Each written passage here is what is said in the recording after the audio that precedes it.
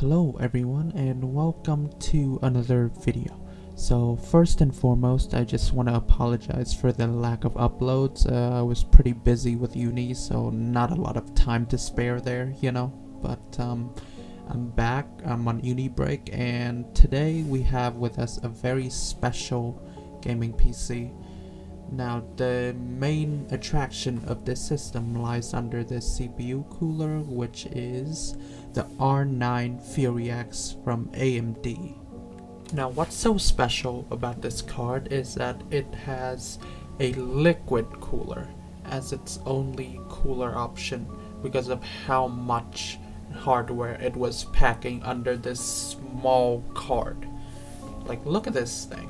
The selling point of this card was that it packed a lot of power for such a small card, and that came with a high power requirement requiring two 8-pin connectors and a 600 watt power supply just to satisfy the amount of shading units and HBM memory it had. So yeah, in case you were curious, it had 4096 shading units and 4 GB of HBM or high bandwidth memory.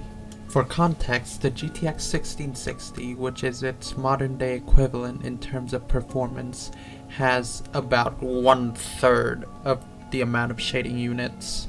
So as you can probably imagine, that concept did not go well with consumers, and AMD only managed to sell a few of these, which makes them incredibly rare on the used market. I, however, found this one for 110 Aussie dollars at CEX, which is a pretty cool find. And then I thought, since I've already gotten this card in my possession, I don't just want to test it into my main rig, I want to sort of build a system around it and see how well it would perform, which is exactly what we're doing today. With that said, let's go over the parts we'll be using to accompany this old beast. So for the CPU, I went with this awesome 6-core, 12-threaded AMD Ryzen 5 2600 of the AM4 platform. Now the 2600 has aged quite a bit over the past few years, but as someone who used a 2600X way up until last year, I can still confirm that it's a very capable chip and should handle the Fury X just fine. And hey, for 78 Aussie dollars, it's not a bad buy. Now, to satisfy the hunger of the Fury X, we have the Seasonic M12D 750 watt 80 plus silver power supply. Now, this is a pretty old unit from 2009, I think it was, but it's still very capable. It has all the connectors I need for the Fury X, and yeah, it was the cheapest 750 watt power supply I could find on short notice. Now, I gotta be honest here, I overpaid for this B450 board. Yeah, there was just not a lot of good prices for AM4 in my area, so I just settled for eBay, and I found this one, which had the latest Ryzen 5000 BIOS and stuff ready to go.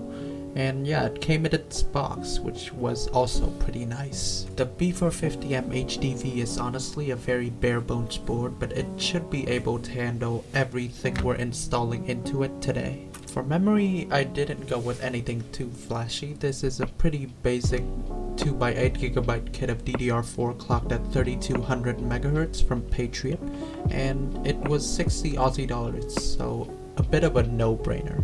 Since the 2600 did not include a cooler, I also made the liberty of getting this Johnspo CR1200E at only 25 Aussie dollars. It was the cheapest cooler I could find, and it actually produces pretty good temps for our 2600, and it comes with pretty RGB as well. Now for the storage configuration, we have something pretty special too. So the SSD is just your run-of-the-mill 256 gig SATA SSD.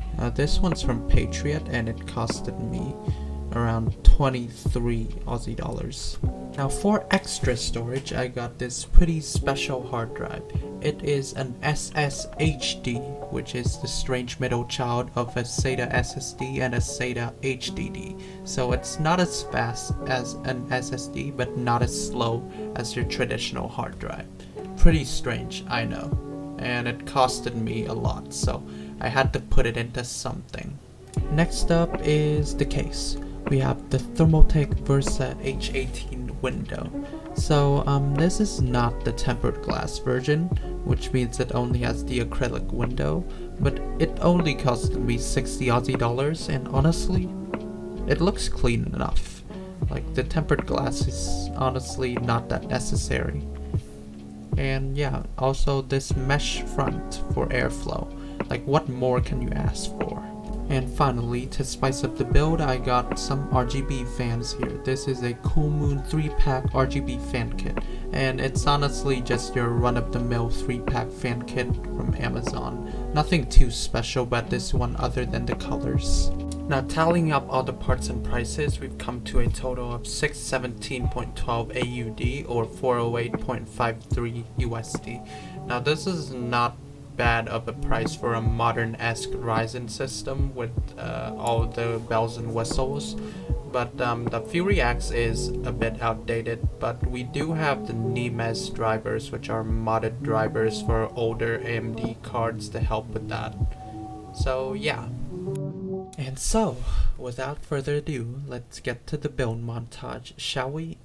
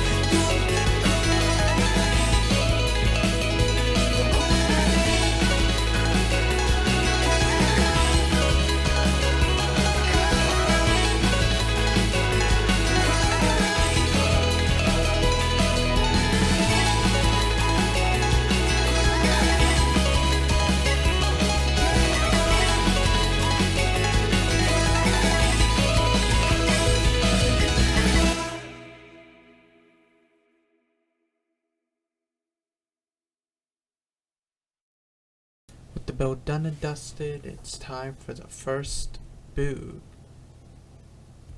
Okay, lights are on, fans are spinning. It should produce a display right about now. Yep. Okay, I'll load up Windows real quick and then let's go for some benchmarks, shall we?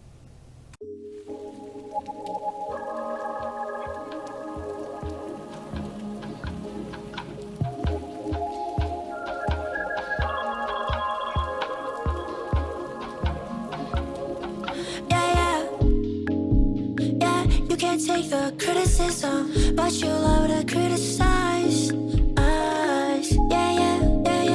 Can you just give me a listen? But you keep telling these lies. Oh, why? I don't care for the cynicism. I just stare, but I see no vision. I'm downstairs, but my heart in the kitchen. Tell me where I should go, cause I don't fit in. I just wanna fly. I just wanna be like a pigeon. I don't know why, but you make me happy for no reason no rhyme. Think about you in my mind. I don't know how to act sublime. Cause without you I don't think I could break out this paradigm. Tell me if you want it for real. Yeah, you're looking so good right now, just like a meal.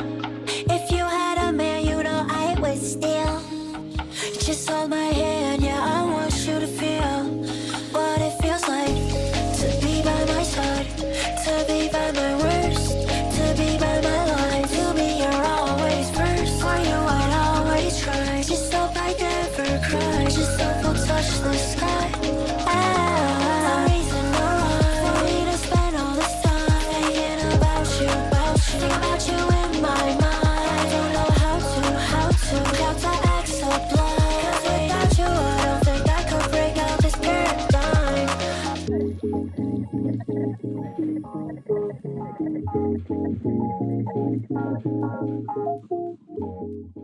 So I want to touch up further on the performance issues of the games tested. So we have Valorant at 1080p medium, and which produced a 0.1% low of 5. This is because stutters occur during round switches and not the actual gameplay, and the game actually remains pretty damn smooth.